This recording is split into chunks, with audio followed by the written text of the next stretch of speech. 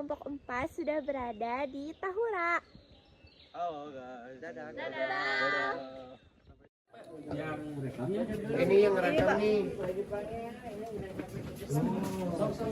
ini kan gua Jepang ini Kelihatan. dulu digunakan untuk tempat persembunyian ya, sama benteng pertahanan tentara Jepang. Yang bawah itu di Apa yang paling gampang ya? jaraknya ke bawah ya, bagian pelan-pelan aja jalannya. Nah ini lorong yang pertama, jadi semuanya gua Jepang ini kan ada Senterin. di dalamnya itu 3 sambungan 3 lorong. Oke. Oh iya sih. Kalau boleh tahu sejarahnya itu ada cerita khusus atau peristiwa penting yang pernah terjadi gitu di sini Pak di Gua Jepang ini? Ya enggak sih, cuma ini tentang sejarah aja sih. Jadi dulunya untuk bunker aja, bunker pertahanan ya. Nah ini lorong yang kedua. Ya kita belok kanan sini. Oke, kita kembali ke kanan oke Pak. Nah ini boleh sambil nanya lagi. Terus Pak, kalau untuk apa aja sih kegunaan Gua Jepang itu pada masa pendudukan Jepang? Nah fungsi utama gua Jepang ini dulu untuk tempat persembunyian sama bunker benteng pertahanan aja gitu. Nah ini ada salah satu jendelanya, tembus keluar. Nah fungsi jendela ini digunakan untuk lubang udara, Lubang dipakai juga udara. untuk lubang pelariannya atau lubang daruratnya, lubang kaburnya. Jadi kalau ada serangan dari 4 pintu, dulu tentara Jepang bisa kabur lewat sini gitu. Ini teh benar gitu Pak, ini teh dulu teh disebut tempat perlindungan Iya, sama perlindungan. penyimpanan gitu. Iya. Wow. Kalau fasilitas untuk ruang penyiksaan, ruang tahanan, ruang interogasi itu adanya kan di Gua Belanda ya di sini. Oh, betul. Terus Pak, kalau boleh tahu dia teh benar dibangunnya pada tahun 1942. Betul.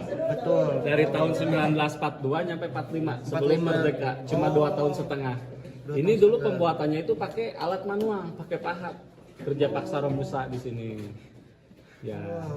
Nah, kita bisa balik lagi. Ini sana. Oh, iya tahu.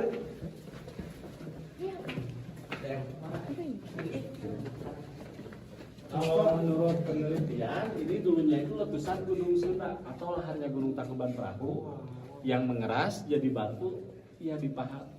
Dam. Ya. Kita belok kanan. Lurus ke sana, ke sana, ke sana. Oke. Oh, hati-hati jalannya nggak saya. Aku balik. Sebenarnya sih Pak, aku mau nanya tentang dampak pada masyarakatnya nih. Terus kalau keberadaan Gua Jepang itu kan memberi manfaat ekonomi Ya, bagi warga sekitar itu betul. Betul. Ya.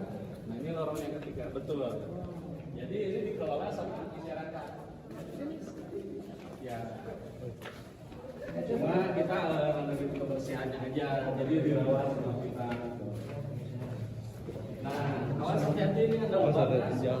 Nah ini pelataran ini kalau menurut saksi itu dulunya bekas tempat istirahatnya. Mereka itu kasih dulu sementara untuk komandan-komandannya. Ini khusus komandan-komandan di sini dulunya. Nah ini satu. Jadi ada 2. Iya, khusus komandan. Panjang dari depannya ke belakang ini cuma 60 meter.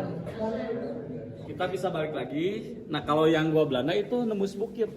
Kalau Gua Belanda ada pintu keluar belakang. Kalau ini mah kan lebih ke depan aja. Kalau boleh tahu Pak, kalau proses pembangunannya pada masa itu tuh berapa lama ya Pak? 2 tahun setengah. Jadi kan yang bikin duluan itu Belanda. Nah Belanda itu dari tahun 1906. Lama juga ya? Soalnya kan ngejajah kita hampir 350 tahun, 3,5 abad. Cuma Jepang masuk kan ke Indonesia itu tahun 41. Nah Belanda kalah sama Jepang, jadi Jepang mengambil alih yang Gua Belanda.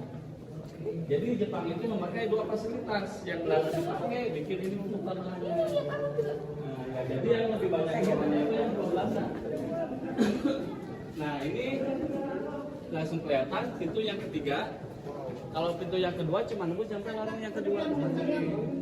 Nah ini juga masih kelihatan bekas pahatan-pahatannya kan. Mungkin dulunya mau ditembusin, cuma kan belum beres. Dulu itu Jepang keburu pulang waktu Hiroshima sama Nagasaki dibom itu. Oh, Nah dulu pembuatannya itu pakai alat seperti ini nih di atas nih. pakai pahat. Pahat. Ya. Oh iya itu masih ada kan. Ya.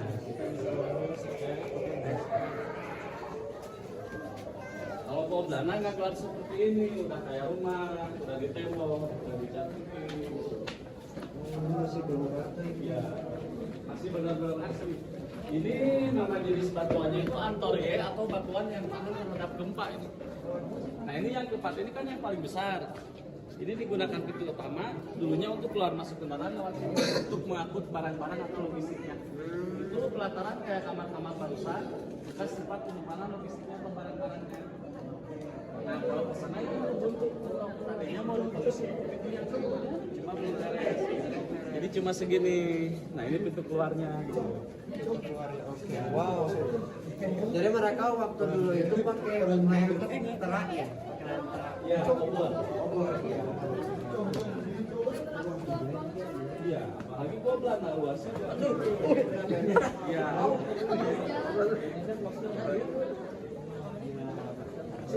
Nggak kebayangkan orang kita dulu. Mungkin kayak nenek moyang kayak kita.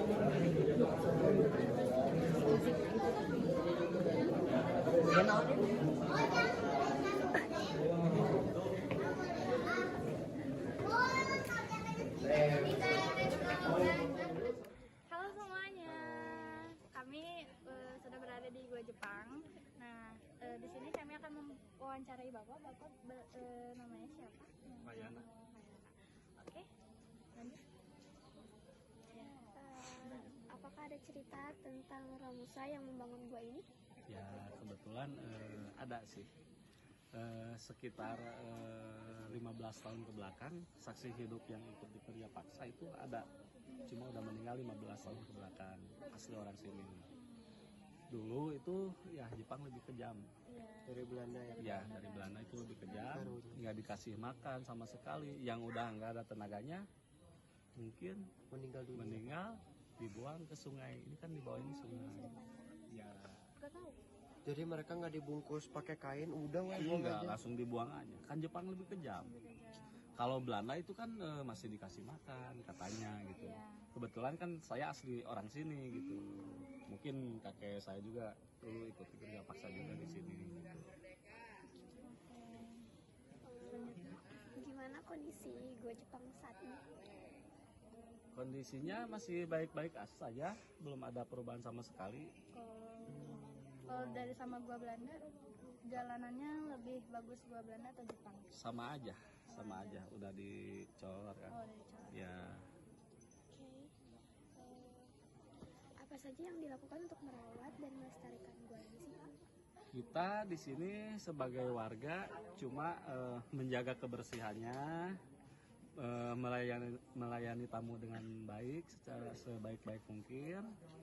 Terus kalau yang ngerusak atau yang teriak-teriak pasti ditegur lah. Soalnya kan ini tempat sejarah, nggak boleh. Takutnya terjadi hal-hal yang tidak diinginkan gitu. Kan ada juga kata yang nggak boleh disebutin. Itu emang benar-benar ya. Benar-benar Iya. nggak boleh ya, Pak? Ya. Kalau misal disebutin gimana ini Pak? Ya. Tanpa sengaja gitu Iya. kan, misalkan belum tahu gitu Pak. Jangan sampailah. Soalnya dulu sempat rombongan dari Bekasi itu sekitar 4 bis di dalam teriak-teriak, ya bilang itu semua kerasukan sampai nggak bisa disembuhin. Sembuh itu dari sini dibawa sampai terminal Dago, dari terminal Dago sembuh sendiri. Iya. Jadi emang benar-benar tidak boleh disebutkan. Iya. Nggak boleh banget. Iya. Kita kan niatnya cuma pengen tahu sejarah gitu kan. Nggak apa-apa kalau cuma pengen tahu sejarah aja mah. Seberapa banyak wisatawan yang datang ke sini, Pak? Ya nggak terhitung lah. Kalau Tiap weekend? hari, kalau weekend ya 1000 ada? lebih. Lebih. Lebih. Kalau non weekend? Kalau weekday itu ya nyampe kalau 800 mah. Berarti 800, masih 500. banyak ya yang pengen Ya. tahu sejarah. Ya. Tiap hari rame ke sini. Jadi hari biasa juga Ya, rame. hari biasa rame juga. Bagus itu bagus. Oke, cukup segitu mungkin ya Pak ya wawancara dari kami. Terima kasih. Jadi kami menambah ilmu baru, menambah wawasan tentang sejarah. Oke, terima kasih. guys, jadi aku sama Anaya bakal ngejelasin sejarah secara singkat tentang Gua Jepang. Jadi, Gua Jepang itu, militer Jepang memanfaatkan sumber daya alam untuk kepentingan militer, dikerjakan dalam waktu singkat, kuat, dan strategis, termasuk penggunaan fitur alam. Gua digali telah membatu atau ignimbrite, berupa jatuhan kerakal, kerikil, dan pasir yang membara. Kemudian, teralaskan sumbernya dari letusan Gunung Sunda Purba yang meletus sekitar 105.000 tahun lalu. Nah, kompleks gua militer Jepang yang dibangun dengan cara melubangi dinding tegak perbukitan secara mendatar. Sistem gua yang saling tersambung melalui 4 pintu dan 2 lubang udara. Untuk menghindari intayan dari kapal udara musuh, gua ini merupakan sistem pertahanan militer pada masa pendudukan Jepang di Bandung pada 1942. Gua dipilih di dataran tinggi Pakardago sebagai titik pengamatan ke arah Bandung. Fungsi lainnya adalah sebagai pos komando, jaringan komunikasi, dan penyimpanan logistik militer. Kondisi saat ini, gua itu masih berdiri kokoh di Tahura. Lorongnya gelap dan lembab. Sebagian sudah diberi penerangan untuk wisata, tanda-tanda asli seperti bekas galian. Struktur Gua Jepang, panjang lorong utamanya 70 meter, memiliki 4 pintu masuk dan beberapa ruangan di dalamnya. Dinding dari batu alam yang digali langsung dari tebing, bentuk lorongnya agak berliuk untuk menghambat serangan musuh. Ruangan-ruangan di dalam diperkirakan untuk menyimpan senjata dan amunisi, ruang komunikasi dan pengintaian, dan barak prajurit. Ada monyet, halo.